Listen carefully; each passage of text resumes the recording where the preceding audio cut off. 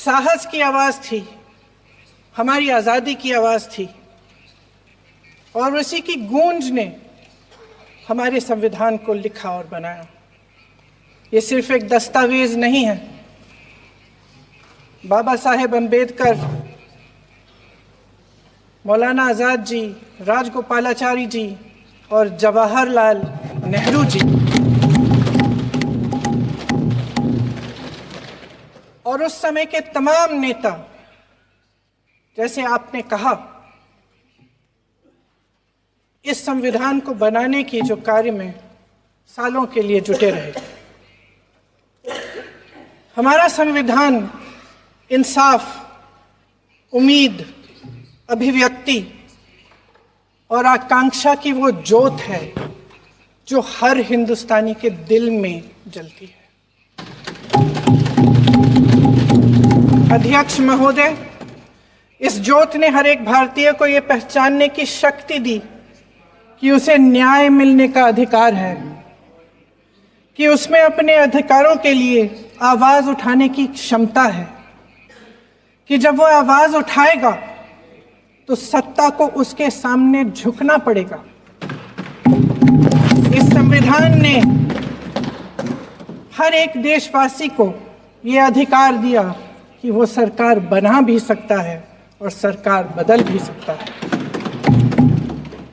ये ज्योत जो हर हिंदुस्तानी के दिल में जलती है, उसने हर हिंदुस्तानी को ये विश्वास दिया कि देश की संपत्ति में, देश की दौलत में, संसाधनों में उसका भी हिस्सा है, कि उसे एक सुरक्षित भविष्य की उम्मीद का अधिकार है, कि देश बनाने में भी उसकी भागीदारी है। उम्मीद और आशा की ये ज्योत मैंने देश के कोने कोने में खुद देखी है। उन्नाव में मैं एक रेप पीड़िता के घर गई, उसे जलाकर मार डाला था। वो शायद 20-21 साल की होगी। हम सबके बच्चे हैं। हम सोच सकते हैं कि अगर हमारी बेटी के साथ बार बार बलात्कार हुआ और फिर जब वो अपनी लड़ाई लड़ने के लिए गई तो उसको जलाकर मार डाला गया होता तो हम पर क्या बीतती। मैं उस बच्ची के पिता से मिली। उसके खेत जलाए गए थे, उसके भाइयों को पीटा गया था, उसके पिता को बाहर से, घर के बाहर घसीट कर मारा गया था। उस पिता ने मुझे बताया कि बेटी, मुझे न्याय चाहिए। मेरी बेटी अपने एफआईआर को दर्ज करने के लिए जब जिले में गई तो उसको मना किया गया। अगले जिले में जाना पड़ा उसे। वो रोज सुबह 6 बजे उठकर तैयार होकर अकेली अपने मुकदमे को लड़ने के लिए अगले जिले में ट्रेन से जाती थी। उसके पिता ने मुझे कहा कि मैंने उससे कहा, बेटी अकेले मत जाओ, छोड़ दो ये लड़ाई। लेकिन उसकी बेटी ने उसको जवाब दिया कि नहीं पिताजी, मैं अकेली जाऊंगी, मैं लड़ूंगी, ये मेरी लड़ाई है, मैं इसको लड़ूंगी। ये लड़ने की क्षमता, ये हिम्मत उस लड़की को और करोड़ों भारत की नारियों को हमारे संविधान ने दी। आगरा में मैं अरुण वाल्मीकि के घर गई। अरुण वाल्मीकि पुलिस स्टेशन में काम करता था, सफाई का काम करता था। आप सोच सकते हैं हमारी तरह उसका भी परिवार था। नई नई शादी हुई थी, 2-3 महीनों का बच्चा था। पुलिस स्टेशन में चोरी हो गई। चोरी का इल्जाम उस पर लगाया गया। उसके पूरे परिवार को उठाकर पुलिस स्टेशन में ले गए। आप हंस रहे हैं, लेकिन ये गंभीर बात है। और क्या गंभीर बात। शर्म करो, शर्म। अरुण वाल्मीकि को पीट पीट के मार डाला, उसकी बीवी को पीटा, उसके पिता के नाखून निकाले, उसके पूरे परिवार को पीटा गया।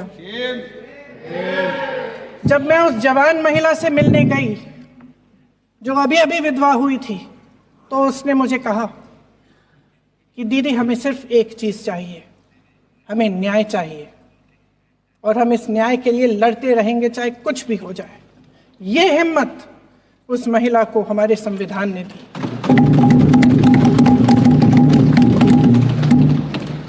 संभल के कुछ लोग आए थे हमसे मिलने, जो मृतकों के परिवार के सदस्य थे।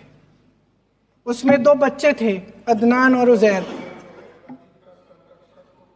अब सुनिए। उसमें 2 बच्चे थे, अदनान और उजैर। एक बच्चा मेरे बच्चे की उम्र का है, दूसरा उससे छोटा 17 साल का है। दर्जी के बेटे थे। दर्जी का एक ही सपना था कि वो अपने बेटों को पढ़ाएगा लिखाएगा, एक बेटा डॉक्टर बनेगा, एक बेटा भी सफल होगा दूसरा बेटा भी अपने जीवन में सफल होगा। उनके पिताजी हर रोज उनको स्कूल छोड़ते थे। उस दिन भी स्कूल छोड़ने के बाद अपनी दुकान में चले गए। उन्हें पता नहीं था कि विवाद हो रहा है। उन्होंने भीड़ देखी, घर आने की कोशिश की तो पुलिस ने गोली से मार डाला। वो 17 साल का बच्चा अदनान मुझसे कहता है,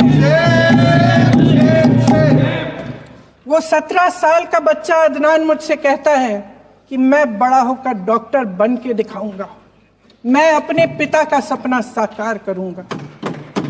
ये सपना, ये आशा उसके दिल में हमारे संविधान ने डाली। अध्यक्ष महोदय, हमारे देश के करोड़ों देशवासियों के संघर्ष में, अपने अधिकारों की पहचान में, इनकी कठिन से कठिन परिस्थितियों से लड़ने की अपार हिम्मत में और देश से न्याय की अपेक्षा में हमारे संविधान की ज्योत जल रही है।